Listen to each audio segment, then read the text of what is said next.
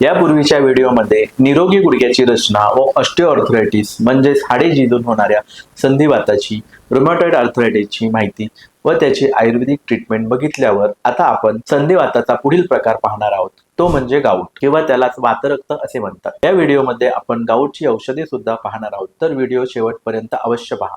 शिवाय तुम्हाला कुठल्या आजाराबद्दल किंवा आजाराच्या औषधांबद्दल माहिती हवी असल्यास किंवा कुठल्या वनस्पतीबद्दल माहिती हवी असल्यास आम्हाला कमेंटमध्ये नक्की सांगा, आम्ही त्यावर सुद्धा व्हिडिओ बनवू। नमस्कार, मी डॉक्टर राहुल वाघोले 2001 पासून आयुर्वेद क्षेत्रात कार्यरत असून हडपसर पुणे येथे वाघोले आयुर्वेद क्लिनिक आणि पंचकर्म सेंटर नावाचे माझे आयुर्वेदिक क्लिनिक आहे। अशा आरोग्यविषयक माहितीसाठी आमचा चॅनेल अवश्य लाईक, शेअर आणि सबस्क्राईब करा। गाऊट म्हणजे असा आजार ज्यामध्ये शरीरात युरिक ऍसिड जास्त प्रमाणात वाढते आणि ते क्रिस्टल्सच्या स्वरूपात म्हणजेच सुईसारखे छोटे छोटे कण सांध्यांमध्ये साठतात।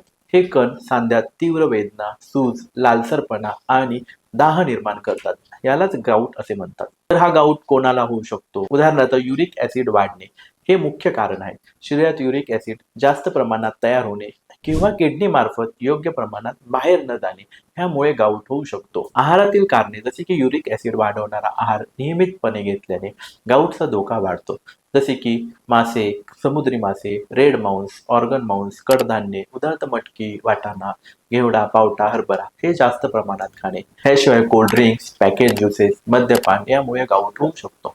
लठ्ठपणा, बॉडी मास वाढल्याने युरिक ऍसिडची निर्मिती जास्त होते आणि एक्सक्रीशन कमी होते। किडनीच्या आजारांमध्ये युरिक ऍसिड वाढते, त्यामुळे गाऊट होऊ शकतो। कुटुंबात पूर्वी कोणाला गाऊट असल्यास पुढील पिढीला गाऊट होण्याची शक्यता वाढते। याशिवाय ॲलोपॅथीच्या काही औषधांमुळे शरीरात युरिक ऍसिड वाढते आणि त्याचे रूपांतर गाऊटमध्ये होते। जास्त किंवा कडक उपवास करणाऱ्यांना सुद्धा युरिक ऍसिड वाढण्याची शक्यता असते। गाऊट या संधिवाताची लक्षणे काय असतात?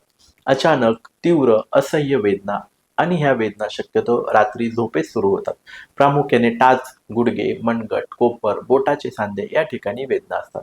सांधे लाल होतात, स्पर्शाला गरम लागून त्यामध्ये सूज येते, सांधे आखडतात। गाऊट या आजाराचे अटॅक्स येतात, म्हणजे अचानक दुखणे खूप वाढते तर कधी दुखणे बिलकुल नसते। गाऊट या संधिवाताची ट्रीटमेंट आपण आता पाहूयात। पोटातून घ्यायच्या औषधासोबतच काही बाहेरून करायचे उपचारही करावे लागतात। यामध्ये काही पंचकर्माच्या कर्मांचा समावेश होतो।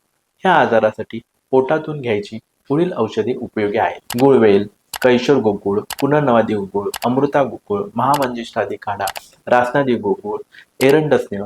याशिवाय या औषधांनी आजार बरा झालाच नाही तर आम्ही स्वतः अनुभवातून बनवलेले अनेक औषधी योग वापरून आजार बरा करत असतो। गाऊटसाठी पंचकर्म ट्रीटमेंट कुठली उपयोगी पडते? तर त्याच्यामध्ये विरेचन याने युरिक ऍसिड मेटाबॉलिझम सुधारते, रक्तदृष्टी कमी होते, पण रक्तमोक्षण, सांध्यांच्या ठिकाणी असलेली सूज, वेदना कमी होते। बस्ती हे पंचकर्म वात कमी करणारे आहे, त्याच्यामुळे गाऊटवर उपयोगी पडते। सांध्याच्या सुजेवर उत्तम परिणाम होतो।